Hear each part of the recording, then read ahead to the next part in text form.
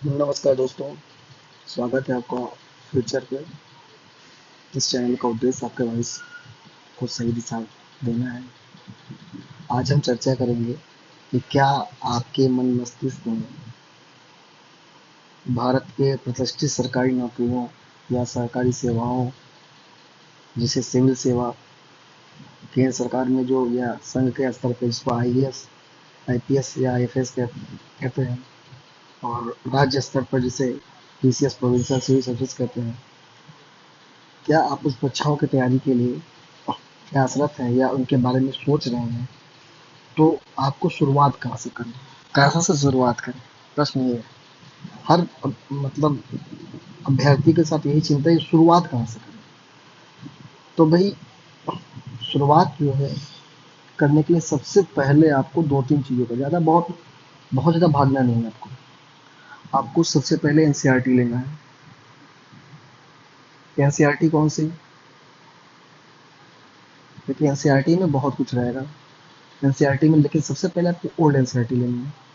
Old NCERT आपको, अगर आप दिल्ली में हैं तो आपको मुखर्जी नगर या रोलबाग हर जगह मिल जाएगा। इसमें बहुत परेशान होने की बात नहीं है। अगर प्रयागराज में है तो वहाँ पे भी मिल जाती है। बाकी शहरों का हमको बहुत ज़्यादा आइडिया नहीं है। ओल्ड एनसीईआरटी में कुछ एनसीईआरटी का रिपब्लिश हुआ है, तो मैं उनकी सूचना पूरी देता हूँ। अगर आपको ओल्ड एनसीईआरटी नहीं मिलता है तो आप न्यू एनसीईआरटी से काम चलाइए, लेकिन बिना एनसीईआरटी के आपका काम होगा नहीं। ये तो आपको पढ़ना पड़ेगा ही पड़ेगा। मतलब इसको स्किप नहीं कर सकते आप, सीधी बात समझिए। ऐसे समझिए ना, भाषा की शुरुआत में जो वर्णमाला होती है जिस तरह से, उसी तरह से एनसीईआरटी, ठीक है, अल्फाबेट या वर्णमाला है। इसके बिना आप किसी भी तरह की तैयारी को धार ही नहीं दे पाएंगे, शुरुआत ही नहीं कर पाएंगे। आप ये सोचे बिना एनसीईआरटी पढ़े आप तैयारी करें, ऐसा नहीं होगा। इसको फिलोसफी में सीढ़ी भाषा कहते हैं। आप दर्शन शास्त्र कभी पढ़े होंगे तो इसको सीढ़ी भाषा कहते हैं। सीढ़ी भाषा का मतलब ये होता है कि आपको फर्स्ट फ्लोर पे जाना है तो सीढ़ी लगा फर्स्ट फ्लोर पे चले गए। उसके मतलब सीढ़ी का कोई उपयोग नहीं, क्योंकि आपको नीचे उतरना ही नहीं। आप किसी गड्ढे में हैं, गड्ढे से ऊपर आ गए तो वो गड्ढे में दोबारा नहीं जाना है। ठीक है, अज्ञानता एक गर्त है और ज्ञान एक सीढ़ी है जिससे आप ऊपर चले आते हैं, फिर दोबारा उस गर्त में नहीं जाते या उस गड्ढे में दोबारा नहीं जाते हैं। इस चीज़ का ध्यान रखिए। तो एनसीईआरटी सबसे पहले, ओल्ड एनसीईआरटी आपको मिल जा रहा है इजिली तो ठीक है। अदरवाइज ओल्ड एनसीईआरटी में तीन हिस्ट्री की किताबें हैं जो रिपब्लिश हुई हैं। एक है प्राचीन भारत की, या इसको एंशियंट हिस्ट्री भी कहते हैं, प्राचीन भारत का इतिहास करके होता है। ये आर एस शर्मा की, राम शरण शर्मा की पुस्तक है। राम शरण शर्मा, राम शरण शर्मा की है ये। ब्लैक स्वान पब्लिकेशन की है, ठीक है। ये हिंदी इंग्लिश दोनों भाषा में मिल जाएगी। Black swan publication, black swan publication, ठीक है। और इसी इसी ऐसे ही तरह से मध्यकालीन भारत का है। मध्यकालीन भारत, ये भी सेम ब्लैक स्वान पब्लिकेशन का है। सतीश चंद्रा नाम है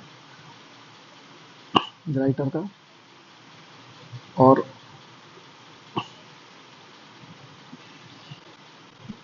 इसी तरह से आधुनिक भारत के इतिहास के राइटर हैं बिपिन चंद्रा। बिपिन चंद्रा की बहुत सारी पुस्तक हैं, या सतीश चंद्रा की भी बहुत सारी पुस्तक हैं। आपको इतना ध्यान रखना है कि आपको ब्लैक स्वान पब्लिकेशन का ही लेना है, ठीक है। बिपिन चंद्रा, बिपिन चंद्रा की और भी बहुत सारी किताबें जो आपको आगे आगे भविष्य में आपके लिए बहुत यूजफुल होंगी, लेकिन फिलहाल अभी आप जब शुरुआत कर रहे हैं तो केवल इनकी एनसीईआरटी का रिपब्लिश जो वर्जन है केवल उसको पढ़िए। ज़्यादा इधर उधर नहीं करने की जरूरत है। अभी तो आपका ये हो गया, अ, आधुनिक भारत मतलब इतिहास का तीनों टॉपिक हो गया, ठीक है। इन चीज़ों को पढ़ने के अलावा आपको देखना है भूगोल का एटलस, ठीक है। अगर ओल्ड एनसीईआरटी मिल जाता है तो आपको देखिए क्या क्या लेना है। आपको हिस्ट्री लेना है। ओल्ड एनसीईआरटी में आपको हिस्ट्री लेना है। हिस्ट्री क्लास क्लास 6 से लेकर 10 8 तक का, प्लस 11 12 का। ये तो आपका हिस्ट्री का हो गया। ज्योग्राफी में आपको लेना है, ज्योग्राफी में क्लास 6 से लेकर क्लास 10 तक का लेना, प्लस 12th में एक किताब आती है भौतिक भूगोल। भौतिक भूगोल या फिजिकल ज्योग्राफी, वो आपको लेना है, ठीक है। इसके अलावा आपका इतिहास हो गया, भूगोल हो गया। अब इसके अलावा पॉलिटी में आपको भी क्लास 6 से लेके क्लास 10 तक का लेना है। इस तरह से इकोनॉमी में भी आपको, देखिए ये बहुत ज़्यादा, ये सब पुरानी चूंकि पब्लिकेशन है तो बहुत अपडेट तो होती नहीं है। ठीक है, तो ये मोटा मोटी आपको बेसिक बेसिक आइडिया दे देंगे। ठीक है, इसके अलावा जब आपने हिस्ट्री, पॉलिटी और साइंस का भी लेना है, साइंस भी छोड़ना नहीं है।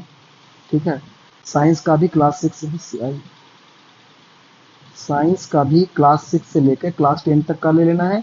और 11th में एक किताब आती है science and tech, science and tech करके आती है एक बुक, वो लेनी है एनसीईआरटी की ही। ठीक है, इससे आपको बेसिक आइडिया मिल जाएगा। अब आपका देखिए जीएस का एक बहुत बड़ा सेगमेंट आपका कवर हो गया। अब इसके बाद क्या करना, जब आपने ओल्ड एनसीईआरटी पढ़ ली तो कोशिश करिए कि आप न्यू एनसीईआरटी पढ़ डालिए एक बार। ये इतना आपने कर लिया तो आपका बेस समझिए न्यू आपकी मजबूत हो गई। अब आपको इसके अलावा क्या करना है, एनसीईआरटी के अलावा आपको करना क्या है। अब आपको देखिए दो तीन चीज़ें और देखनी होंगी। आप सबसे पहले जो है करंट पे देखिए, करंट के एक न्यूज़पेपर लीजिए। एक क्या, आपको करंट का दो न्यूज़पेपर पढ़ना पड़ेगा, लेकिन फिलहाल जो है आप करंट का केवल एक न्यूज़पेपर लीजिए जिसको इजीली आप पढ़ सकें। अगर हमसे पूछेंगे तो आपके लिए सबसे ज़्यादा यूजफुल होती है द हिंदू। इसको प्रयास करिए कि डेली इस न्यूज़पेपर में 1 घंटा 2 घंटा दीजिए। अगले सेशन में मैं आपको ये बताऊंगा किस तरह से न्यूज़पेपर पढ़ना है, क्योंकि न्यूज़पेपर में सारी चीज़ें यूजफुल नहीं होती है, बहुत सारी चीज़ें कचरा होती है। ठीक है, उन चीज़ों को छोड़ देना है। अभी आपको मैंने बताया कि अब तक मैंने आपको ये बताया कि एनसीईआरटी पढ़ना है और न्यूज़पेपर पढ़ना है, एनसीईआरटी और न्यूज़पेपर। हाँ, इसके अलावा आपको और क्या करना है। देखिए मैथ रीजनिंग का कोई रोल नहीं होता सिविल सर्विसेज में, तो आपको मैथ रीजनिंग टच नहीं करना है। थोड़ा मोड़ा इंग्लिश का काम होता है सीसैट में।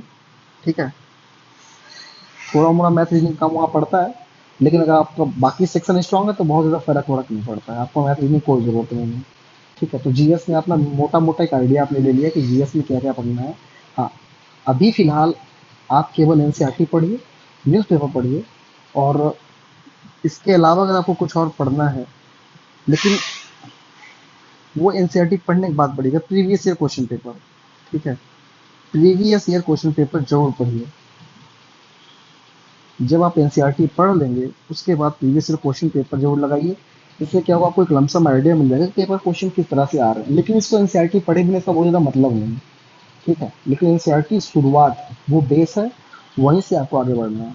अब यहाँ प्रीवियस ईयर क्वेश्चन पेपर के बाद क्या है, देखिए अब दोनों, जैसे अगर आप सेंट्रल लेवल का एग्जाम देते हैं, यूपीएससी देते हैं, तो यूपीएससी में फैक्ट्स ज़्यादा फोकस होता है कॉन्सेप्ट पे, तो आप ज़्यादा फोकस करिएगा कॉन्सेप्ट पे। अगर आप फ्रेशर हैं तो आप दोनों जगह दे सकते हैं, अगर आप सीनियर हो चुके हैं, यूपीएससी की एज खत्म हो चुका है, तो कॉन्सेप्ट ठीक है, बेसिक तो समझना जरूरी ही है, तो आपका ज़्यादा फोकस में फैक्ट पे। तो अब ये है कि कॉन्सेप्ट और फैक्ट कहाँ से उठाएं, इस पे हम लोग नेक्स्ट सेशन पे चर्चा करेंगे। आपके स्वर्णिम भविष्य की कामना करते हैं। धन्यवाद।